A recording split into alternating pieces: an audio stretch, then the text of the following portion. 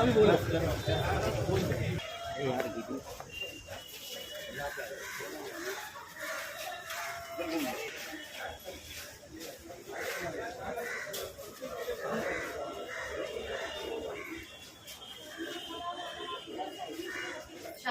निषेध जाहीर करायची होती, तर म्हणून आपण शांतीपूर्वक केले आहे. पण जे कोल्हापूरमध्ये विशालगड फोर्ट जवळ जे एन्क्रोचमेंटसाठी एवढं दंगसारखं सिच्युएशन झाली होती, त्याच्यासाठी आम्हाला हे तुम्हाला निवेदन द्यायचं होतं की त्या लोकांवर पहिला तर मकोका जाहीर व्हायला पाहिजे आणि त्याच्यानंतर IPC 153A ची पण धारा त्यांचे वर लागलीच पाहिजे. मला असं वाटतंय हो, अँटी टेररिस्ट कायदा पण त्यांच्या मागे लागलाच पाहिजे मला असं वाटतं. तर त्याचंच तुम्हाला निवेदन द्यायचं होतं फक्त, की कारण महाराष्ट्राला असं दंगेसारखं आपल्याला माहोल क्रिएट नाही करायचं आहे. महाराष्ट्राची भूमी आणि महाराष्ट्राचे लोक हरगिज असं माहोल बर्दाश्त करणार नाही आहे. आम्हाला पण सगळं कळतंय की हा एक पॉलिटिकल अजेंडा क्रिएट केलं जात आहे. तर आम्हाला महाराष्ट्राच्या यूथला आणि महाराष्ट्राच्या लोकांना असं पॉलिटिकल एजेंडा नको आहे आणि डेव्हलपमेंटवर बोलणं झालं तर जास्त चांगलं होईल. तर आपल्याला फक्त हे निवेदन द्यायचं होतं.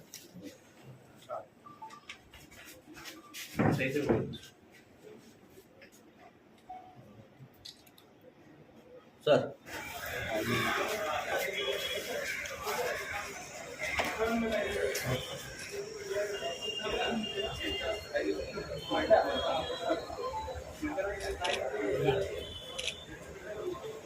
पीछे जाओ। सर आपको आज ये जो मेमोरेंडम दिया गया है इस पर आप क्या कहना चाहोगे?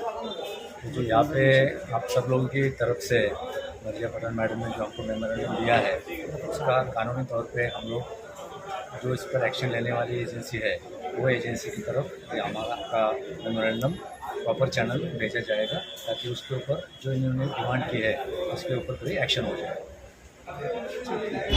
देखिए, आज बहुत बड़ा दिन है, मुहर्रम का दिन है, लोगों के रोज़े हैं, तो इसलिए हम लोगों ने एक ऑर्गेनाइज्ड फॉर्म में मेमोरेंडम ACP सर थे उनको दिया है, क्योंकि किसी को तकलीफ नहीं देनी थी। आज त्यौहार का दिन है, आज मुहर्रम है, तो पर जो कोल्हापुर में विशालगढ़ फोर्ट के पास जो हिंसा का प्रदर्शन हमको देखने को मिला है सोशल मीडिया और न्यूज़ चैनल्स के तहत, तो ये इतना हर्टिंग है, इतना ज़्यादा बुरा है कि ये जानना ज़रूरी है कि हमारा देश कॉन्स्टिट्यूशन पे चलेगा कि लोगों की मनमानी पे चलेगा।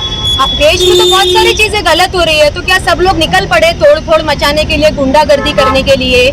शासन प्रशासन सरकार से मेरा ये क्वेश्चन है कि इतने लोग वहाँ पर पहुँचे कैसे, और इतने लोग वहाँ पे पहुँच के इतना हिंसा कैसे? वहाँ पे लोगों की दुकानें टूटी, वहाँ पर लोगों के मकानों पे कार्रवाई की गई, मस्जिदों पे चढ़ के तोड़ा गया। तो आप ये जानना है कि उन पे पहले तो एक्ट कौन से लगाए हैं आपने, क्योंकि ऐसे तो कोई भी सरकार को सवाल करता है तो उन पे टेररिस्ट एक्ट लग जाते हैं, उनको टेररिस्ट घोषित कर दिया जाता है। और जो स्टेट की पीस को और जो स्टेट की जो एकता है उसको खराब करने की कोशिश कर रहे हैं, आप उन पे मकोका लगाएंगे ना? क्योंकि जो सरकार है उनका ये स्टेटमेंट है कि अगर वहाँ पे कोई इलीगल एनक्रोचमेंट है तो हम उस पर कार्रवाई करेंगे। अफकोर्स आपको करनी पड़ेगी, क्योंकि केस तो ऑलरेडी हाई कोर्ट में चल रहा है ना। जब हाई कोर्ट में विशालगढ़ के वहाँ का जो इलीगल एनक्रोचमेंट है उसका केस जब ऑलरेडी हाई कोर्ट में चल रहा है, और जो विशालगढ़ फोर्ट है ना वो आर्कियोलॉजिकल डिपार्टमेंट में ऑलरेडी है, तो ये सारी चीजें जब ऑलरेडी उस पे है तो डिपार्टमेंट का सारा रोल होता है। वहाँ पे लोगों को इतनी राइट कैसे मिल गई कि वो जाके सही और गलत का फैसला करे, लॉ अपने हाथ में ले? ये तो उनको कैसे, किसने राइट दे दिया ये उनको महाराष्ट्र में कि वो ये दंगे मचा सके? किसी के भी धार्मिक दल को, चाहे वो चर्च हो, मंदिर हो, मस्जिद हो, गुरुद्वारा हो, कुछ भी हो, आपका कोई राइट ही नहीं बनता है कि आप जाकर के वहाँ पे कोई दंगे का या एक दूसरे में विवाद पैदा करने का कोई भी माहौल क्रिएट करे। उन पे एक्ट लगना चाहिए, मकोका एक्ट लगना चाहिए उन पे। महाराष्ट्र का जो ऑर्गेनाइज्ड कंट्रोल एक्ट है वो लगना चाहिए उनके ऊपर, और दूसरा उनके ऊपर IPC का 153A जो एक्ट है, जो भी रिलीजन में बीच में तोड़फोड़ करने के लिए, दो धर्म जात के लोगों को झगड़ा करने के लिए, और जो मकोका एक्ट है वो ये एक्ट है कि एक पूरा प्लान प्लॉट करके कहीं का माहौल खराब करे, तो ये दोनों एक्ट उन पे लगने चाहिए। एंटी टेररिस्ट एक्ट भी उन पे लगने चाहिए, तो मुझे क्योंकि कम से कम 3 से 5 साल की उनकी सजा होती है, फाइन होता है, तो ये सारी चीजें उन पे लगनी चाहिए। और लोकसभा चुनाव खत्म होने के बाद में महाराष्ट्र में जो ऐसी हरकतें शुरू की गई है, तो कहीं ना कहीं ये पॉलिटिकल स्टंट है, आप ऐसा कह सकते हैं? ऑफकोर्स पॉलिटिकल स्टंट है, क्योंकि लोकसभा में उनको महाराष्ट्र से अच्छा रिजल्ट नहीं मिला, तो आप महाराष्ट्र की जनता को पनिश करने की कोशिश कर रहे हैं इस तरीके से, दंगा कराने से, क्योंकि विधानसभा आपके सर पे है, तो आप वोट पोलराइजेशन कराने की फिराक में हैं। पर हमारा देश इस बुक से चलेगा जो डॉक्टर बाबा साहेब अम्बेडकर की मेहनत से लिखी गई है, जो हमारा संविधान है, कॉन्स्टिट्यूशन ऑफ इंडिया, इससे हमारा देश चलेगा। और जो इस बुक को मानते हैं, जो इस बुक पे चलते हैं, वो हमारे देश में, हमारे राष्ट्र महाराष्ट्र में ऐसे दंगे फसाद और ऐसे माहौल को बिल्कुल एनकरेज नहीं करते हैं और उसके खिलाफ ही है। कोई भी धार्मिक दल पे झगड़े करने का, कोई भी धार्मिक दल पे झगड़े फसाद करने का किसी का कोई भी हक नहीं। अगर उन लोगों को सजा नहीं दी गई तो आपका अगला कदम क्या होगा?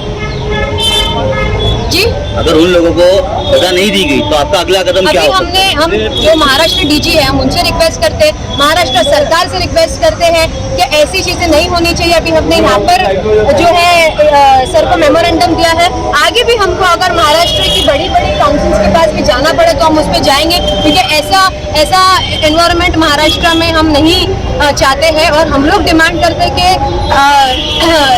संभाजी राजे जो सर है, जिनके नेतृत्व में वो आंदोलन निकला था, उनको अरेस्ट होना मेरे ख्याल से जरूरी है, क्योंकि वो अब तो बैक ऑफ कर रहे हैं कि हमारा कोई लेना देना नहीं है ये वायलेंस में, बट आपके ही नाम पे इतने सारे लोग वहाँ पर पहुँच गए और आंदोलन के